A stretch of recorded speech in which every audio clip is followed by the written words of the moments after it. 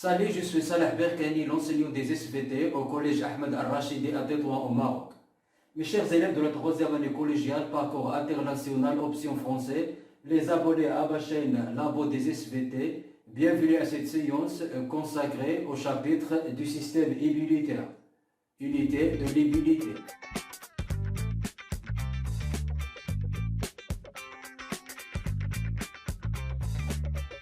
Mes chers élèves, vous savez bien que lors d'une infection microbienne dentaire par exemple, vous constatez le gonflement des amygdales et des ganglions lymphatiques dans votre cou près de l'infection. En effet, ces organes abritent des cellules immunitaires qui combattent ces microbes. Mes chers élèves, les ganglions lymphatiques, les amygdales et d'autres organes qu'on va découvrir dans cette séance font partie du système immunitaire. Alors, quels sont les autres organes du système immunitaire? Et quelles sont les différentes cellules immunitaires? Pour répondre à ces questions, on va réaliser les activités suivantes.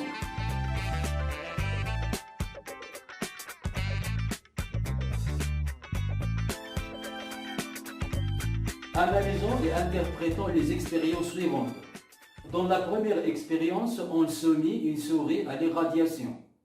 Cette irradiation détruit la moelle osseuse rouge. On constate l'absence de toutes les cellules immunitaires dans le sang de cette souris. Dans la deuxième expérience, on soumet une souris à l'irradiation, puis on lui greffe la moelle osseuse rouge. On constate la production des cellules immunitaires dans le sang de cette souris. Dans la troisième expérience, on pratique l'ablation de thymus chez une souris. On constate que les lymphocytes T, responsables de l'immunité cellulaire, restent immaturés. Donc, comme conclusion, les cellules immunitaires, qui sont les phagocytes et les lymphocytes, sont produites dans la moelle osseuse rouge. Et les lymphocytes T achèvent leur maturité dans le thymus. Donc, la moelle osseuse rouge et le thymus sont parmi les organes du système immunitaire. Et cette animation illustre tous les organes du système immunitaire ou du système lymphatique. Ces organes sont la moelle osseuse, dans laquelle se forment toutes les cellules immunitaires et toutes les cellules sanguines. Le thymus, dans lequel les lymphocytes T achèvent leur maturité. Mes chers élèves, la moelle osseuse et le thymus constituent le système immunitaire central. Après leur formation et leur maturité, les cellules immunitaires séjournent dans les ganglions lymphatiques, les amygdales, la rate et les plaques de Peyer. Ces organes constituent le système immunitaire périphérique. Mes chers élèves, les cellules immunitaires sont les lymphocytes B, les lymphocytes T, les phagocytes et les macrophages. Alors, quel est le rôle de chaque type de ces cellules immunitaires? Pour répondre à cette question, on va analyser les expériences de Mosier.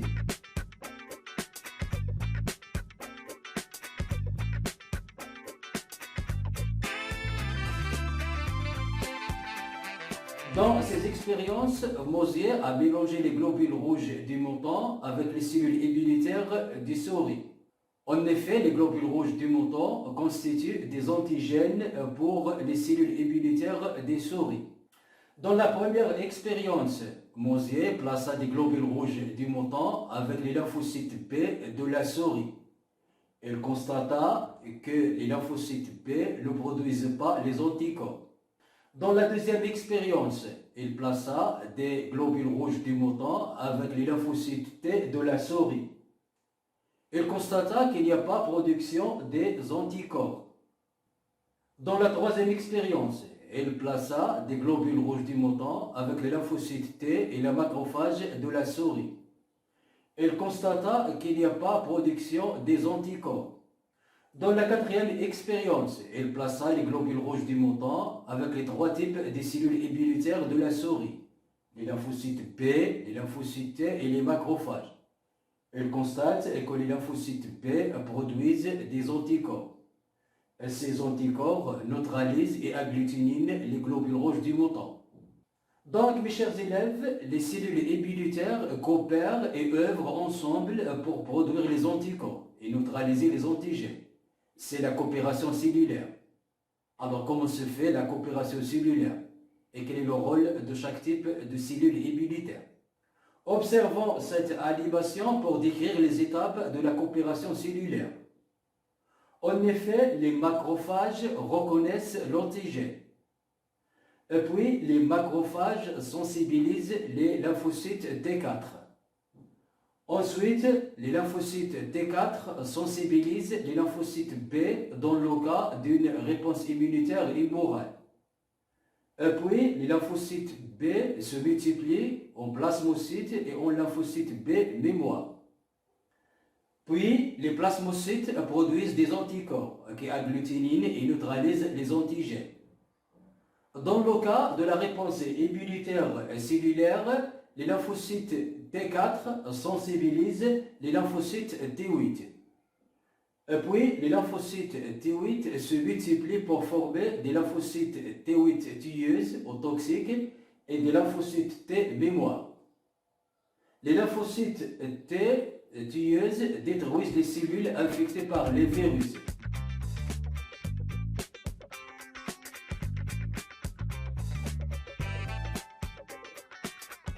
Mes chers élèves, et maintenant dans l'activité suivante, on va découvrir les moyens de soutien et de renforcement de l'immunité.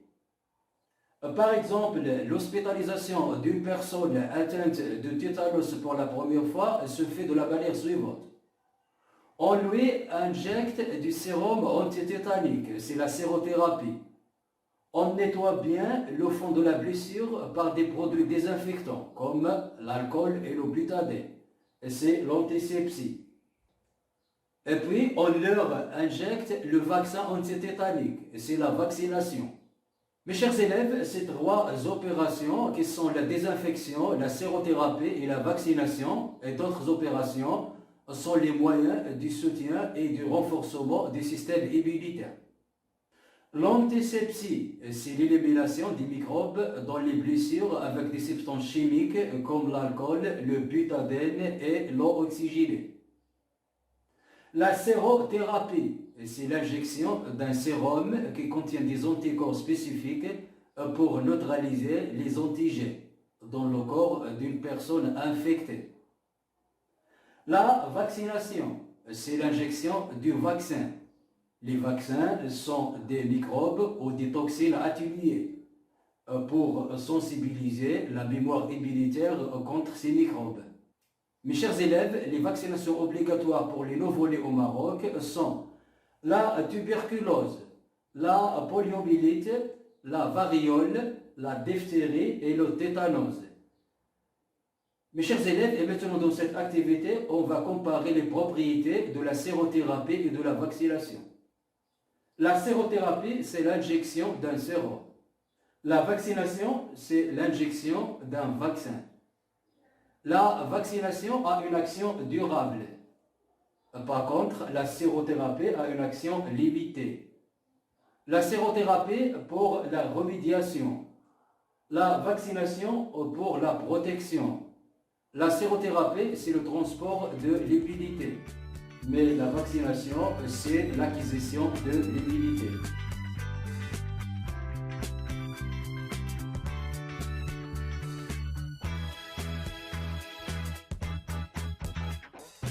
Mes chers élèves, on est arrivé à la fin de cette séance. Je vous invite à vous abonner à ma chaîne, comme j'attends vos observations pour améliorer ces ressources numériques. Merci et au revoir.